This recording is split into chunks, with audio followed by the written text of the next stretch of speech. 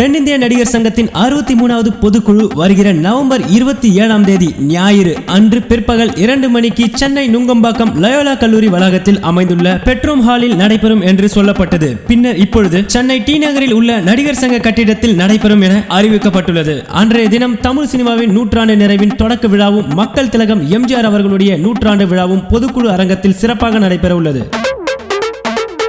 இந்த நிகழ்ச்சியில் மூத்த கலைஞர்கள் அனைவரும் கௌரவிக்கப்பட உள்ளனர். 100 ஆண்டுகள் கடந்த மூத்த கலைஞர்களின் நினைவாக பல விருதுகளும் அளிக்கப்பட உள்ளது. அன்றைய தினம் தனிப்பட்ட முறையில் சுவரொட்டிகளோ விளம்பர போர்டுகளோ வைக்க காவல்துறை தடை செய்யப்பட்டுள்ளதால் தென்னிந்திய நடிகர் சங்க நிர்வாகம் தனிப்பட்ட விளம்பரங்களை தவிர்க்குமாறு வேண்டுகோள் விடுத்துள்ளனர். உறுப்பினர் அடையாள அட்டையுடன் வரும் உறுப்பினர்கள் மட்டுமே பொதுக்குழு அரங்கத்தினுள் அனுமதிக்கப்படுவார்கள். எனவே உறுப்பினர்கள் அனைவரும் தவறாமல் தங்களது உறுப்பினர் அடையாள அட்டையுடன் வருமாறு தென்னிந்திய நடிகர் சங்க நிர்வாகம் அன்புடன் கேட்டுக்கொள்கிறது. இவ்வாறு தென்னிந்திய நடிகர் சங்கம் வெளியிட்டுள்ள பத்திரிகை செய்தியில் குறிப்பிடப்பட்டுள்ளது. இனி இப்படி தென்னிந்திய நடிகர் சங்கத்தில் நடக்கிற விஷயங்களும் செய்திகளும் கேட்க சப்ஸ்கிரைப் பண்ணுங்க. ரீல் பேட்டி.